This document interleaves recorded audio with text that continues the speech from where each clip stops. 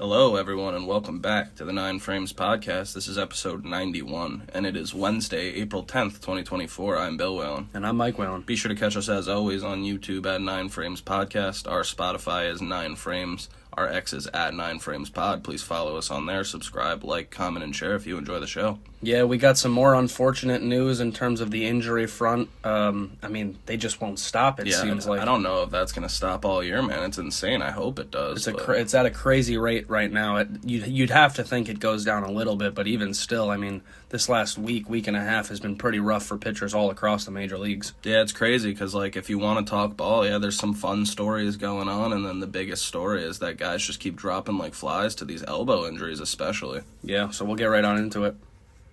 And we will start right off with the injury report first this time, get the bad news out of the way. We do have a couple stories to talk about with injuries, the first one of which is the lefty for the Houston Astros, Framber Valdez, is pulled from his start due to elbow discomfort, where he will get a second opinion. Yeah, hopefully it's just inflammation, as I think it's been reported that it is. Hopefully it's nothing serious for Valdez. We know he's one of the high spin rate guys in the league with that curveball, so it's another, it's the spin rate and the velocity, man. It's getting these guys, it's catching up to them all now, it seems like, at the same time. Yeah, that's one that you just got to kind of cross your fingers and hope that it is that inflammation. And if it is inflammation, what would that be? Probably like a week? Yeah, they would just shut him down. But they might err on the side of caution and just might as well shut him down for a little bit. The Astros are off to an absolutely putrid start. They're 4-8, and they're behind the Oakland Athletics. Specifically, starters they need, so having Framber Valdez go down here is very bad luck. Yeah, everybody thought that the A's would be an easy basement dweller, and they're above both the Mariners and the Astros at this point in time. I believe we both had both of those teams making the postseason. Yeah, we did. So, hopefully for the Astros' sake, Valdez is okay. And, just for baseball's sake, we don't want to see another ace go down. It's getting tough. Yeah, talking about tough, man, the other injury we got to talk about here is Trevor Story, who, when he was playing the Angels, had a really rough-looking dive where it looked like his shoulder I don't even know what to call. Maybe dislocated? I'm pretty sure it just popped completely out of the socket and maybe did some structural damage, and now he needs shoulder surgery, and he's going to be out for 6 months. Yeah, 6 months, so that will put a capper on this season for him. We will not see him until 2025, which is disappointing because last year I think he was dealing with mainly hamstring type issues. That kept him sidelined for most of the year. I've seen since he signed his contract, he's played on average for them 48 games a season. That's brutal. Yeah, man. and he's playing half of an NBA season. Yeah, and he's making $23 million a year. It was. Everybody knew Trevor Story was good when he signed that contract, but it just has not panned out for the Red Sox, unfortunately, and for him. He's just dealt with some really awful injury luck. Yeah, no, it is very unfortunate. We will not be seeing Trevor Story for a while now. We will see him in 2025, as I said. Yeah, the guy just went to go make a diving stop in the hole, and his shoulder just ripped out of its socket. It was a rough landing, man. He fell hard. Oh, he was immediately in, excruciating pain, squirming on the ground, holding his arm. So, yeah, we'll, as well as Framber Valdez, we'll hope for the best. I didn't mark it down also, but who was it? Yohan Moncada went down running to first base as well, so and it was a non-contact injury to the leg. We'll have to keep an eye on that. I'm not sure if it was maybe an ankle. It could be Achilles. That's bad luck. It could be the knee. It also, I saw it might be his midsection. Yeah, that's always a rough one. His oblique or something tightened up. I don't know what happened to him. I guess we'll have to see today because it just happened last night. But yeah, that's another guy that went down. Very unfortunate. Now we'll get into the actual baseball instead of talking about injuries that are happening. Mostly not even in game. Yeah, real quick before we move on from the injury thing, another guy that just went down on the 15-day IL is Nick Pivetta with an elbow injury for the Red Sox. So, it's... And that one doesn't look good, straight up. It looks like the news is not going to be good on that one. We're not sure on Framber, but Pivetta doesn't look great. Yeah, whatever we have to do to slow the injury rate, these guys got to think about making changes to the way they pitch. Most definitely. The next thing we will talk about is the Cleveland Guardians, man. What a start to the season for them. They win 5 straight games in a row coming into Tuesday's game. That streak does end Tuesday as they drop that game to the White Sox 7-5 with 2 late runs scoring in the 8th. But I wanted to talk about the Guardians here, man. They're 8-3 now. They lead the AL Central by only 1 game, but they have a plus 34 run differential. Kansas City's a game behind them. They're at plus 20. Detroit is at 0. And Minnesota is 3-6 with a negative 10 differential. Was Cleveland the most overlooked team preseason-wise? Well, we were kind of harsh on Cleveland just based on how they approached the deadline last year and how they really didn't do much this offseason. No. But, yeah, they've been playing good ball even with Shane Bieber going down, and they haven't let it affect them just yet. I mean, hopefully we'll see if it does. I mean, I don't think it will, honestly, with the way that they're playing. The Guardians have always been, even back when they were the Indians, they've always been a team that they've got good pitching depth. Mm-hmm. They always draft good pitchers, and it's always next guy up mentality. So, I mean, I'm pretty sure coming into the game last night, they had the best run differential in the American League. It's pretty insane to see. We did say that AL Central was wide open, and the team that was everybody's favorite, basically, not me or you, but most people's favorite, Minnesota, is now in 4th place and sitting at 3-6 with a -10. Kansas City, who I had winning it there with +20. Detroit's still at a 0 at a 7-4, so that's not great. Yeah, unfortunately, can't sustain that. Unfortunately for the Guardians last night, even when they lose, the Tigers storm back against one of the best teams in the National League and put up 4 in the 9th inning against the Pirates, and they win 5-3. So they make up a game when the Guardians finally lose and snap that winning streak. It's tough, but maybe the AL Central is a little more competitive than we all thought. We really could be talking about Cleveland come postseason time, and which is wild because me and you had different teams, neither one of them being Cleveland, and our backup option were both Minnesota, so Cleveland wasn't even in our discussions. Yeah, I mean, it's looking like there could be 4 semi-decent teams in the AL Central, and then the White Sox, who are just going through it right now. Kind of will be fed to them throughout the year. Beating up on the White Sox might be kind of that measuring stick to how well you perform in the AL Central overall. Yeah, and the White Sox were the team that beat the Guardians last night to snap their streak, so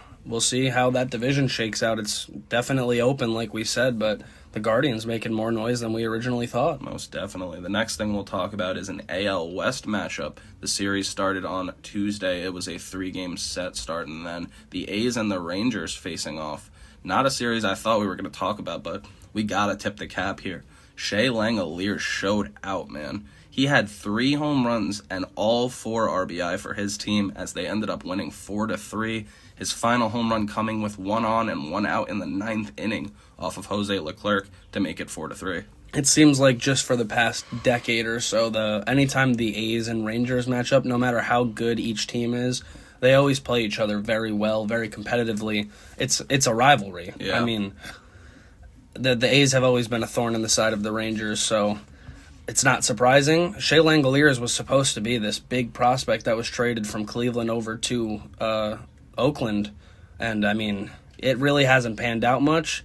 It's nice to see that he's got a little bit of a power surge to start 24. I mean, he's, 4 home runs already? Mm-hmm. The American League lead is 6, so yeah. he's on a good pace. Very clutch performance by him, basically winning alone, him in the pitching, that is, which he was also catching for them. Where does he rank among the league's catchers for you? That's really tough. I mean, he can't, maybe like borderline, I don't know. I don't really know. Top 15? It's crazy. I was looking at the list today because when I first posed this question, I was like, yeah, I mean, he's probably 10, right? And then you look into the catchers, and now he's certainly not, actually. Yeah, there's a lot of pretty good catchers at this point. He is a low 200s average guy. He will get you 20 homers, though. So, I mean, he's nothing to scoff at, but yeah, probably a middle of the pack catcher, and he ends up getting 3 bombs yesterday. Kind of the only game you could say that happens in. Yeah, I would agree.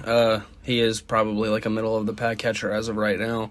I mean, who knows? Maybe this is his breakout year. Maybe he takes the league by storm a little bit. It could be. His thing is that he strikes out like nearly 30% of the time. You got to work on it. His walk rate is about 7%, so he's a very low walk rate, high strikeout rate guy, and free swinger, high pop. That's kind of his thing. He plays a very good catcher position, so he is serving his role very well for the A's, and he wins their game for them on Tuesday. Yeah, not for nothing, but the Rangers got to clean it up a little bit. Mm-hmm. I mean, they've been struggling. I mean, the American League West as a whole seems like it's been struggling. Most definitely, which is not what we expected. The AL West kind of looking like what everybody expected the Central to be, and vice versa. Very true. The next thing we'll talk about is NL West, NL Central matchup between the San Diego Padres and the Chicago Cubs. Crazy game. Just astounding, man. It's an 8-0 game on Monday in the 6th inning. That's a game that you could pretty much put a bow on, like 9 out of 10 times. Yeah, the Cubs being up 8-0 in the 6th inning. I mean, I'm sure most people in the stadium in San Diego thought this game was over, but I know it was not. San Diego explodes for a 7 spot in that 6th inning. They get a Cronenworth 2-run homer. Ha-Seong Kim gets a 2 RBI triple. We get a Xander Bogaerts 2-run homer and a sacrifice ground out mixed in. Suddenly we're at an 8-7 game. Everybody contributing in that 6th inning for the Padres, and it was one of the most impressive innings we've seen so far this year. Maybe the most impressive inning from an individual standpoint. Yeah, and if you noticed, that one name that I did not say there was Fernando Tatis Jr. He did not contribute an RBI in that 6th inning, but we take it one inning later to the 8th. We skip that 7th, and suddenly he's at the plate with a man on. Man, he absolutely destroys this ball. A 2-run homer, and he pimps it. He holds that bat up in his swing hand afterwards. He pimps that homer off Adbert Alzolay, and that is a 9-8 lead for San Diego. Absolutely electric. I mean, my question I saw people talking about that I wanted your opinion on for Fernando Tatis. When you think of him now, do you immediately, like, for one of the first 2 or 3 things you think about him, do you think about steroids?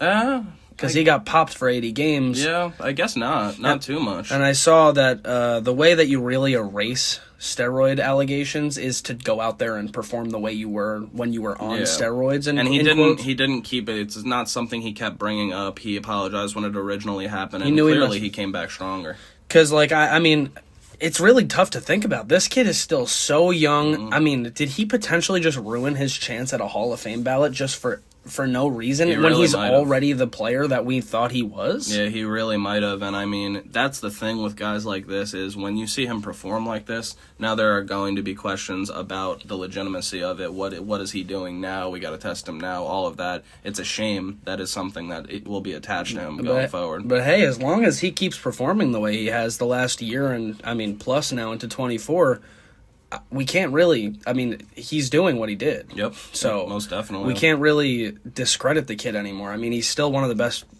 I mean, now you can say right fielders. He won the Platinum Glove last year. Got to be top 3 in that. Yeah, so he's an absolute stud, and I mean, I don't personally think of him when I think of steroids. I don't connect the two anymore. It's the same thing with the Astros. It was Talking Baseball who was talking about it. It was Trevor Plouffe. The Astros, it's like they've been good for so long after their 2017 World Series where they cheated. Yeah. They've kind of washed away the cheating allegations because they won another one. Yeah. And, I mean, it's just they've been so consistently good since cheating that they kind of gets washes away or washed away. That's exactly what you got to do. I think both of the Astros and Tatis have done a great job at that. Yeah, I just hope he didn't throw away like a potential Hall of Fame career for a mistake he made in his age 24 season. It would be pretty rough, but yeah, he hits a huge 2-run homer to give the Padres a 9-8 lead, and I mean, their closer is very dangerous. Not a guy that a lot of people talk about. Looked really good in Robert this game. Suarez, man, he's got some crazy good stuff. He throws near 100, if not 100, almost every time on the fastball, and he's got some wicked off-speed stuff. He slams the door with 2 Ks, and I mean, that's it. What a game, man. After being up 8-0, the Cubs squander it. They lose 9-8. 8-0, and they needed 12 outs, man. That's all they needed. It's really crazy when you think about it that way. They blew an 8-run lead when only needing 12 outs. It is a shame to see for Chicago, who is honestly off to a good start this year. And San Diego is showing that they're a team that will fight to the end of games. Yeah, it's going to be about the pitching for San Diego. They got to keep the runs down because their offense is lethal. I mean, that's never changed. They still got guys up and down that lineup that can slap the ball every night. Yeah, San Diego's offense did struggle in Game 2 of the series Tuesday as Chicago took that one pretty handedly 5-1. So we got a rubber game today. San Diego sits at 6-8, needing to get the wheels under them because, I mean, you got to get that. You got to get kind of a bit of a streak rolling so you can get above 500 there. Yeah, absolutely. The Cubs are sitting at 7-4, like I said. Very decent start to the year.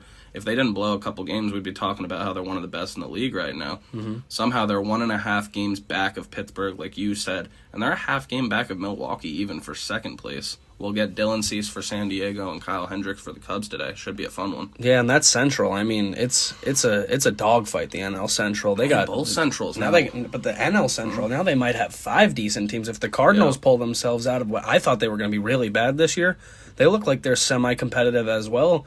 I mean, this division could be an absolute bloodbath until the very end. It very much could, and we're going to talk about more NL Central ball here because we just got a walking highlight in Ellie De La Cruz to talk about. These two teams in general, man, they're, I think, first and third in the majors in terms of steals. They just run. Yep. The whole team. For Milwaukee, Bryce Terang, Jackson Churio. I mean, Yelich still got some wheels.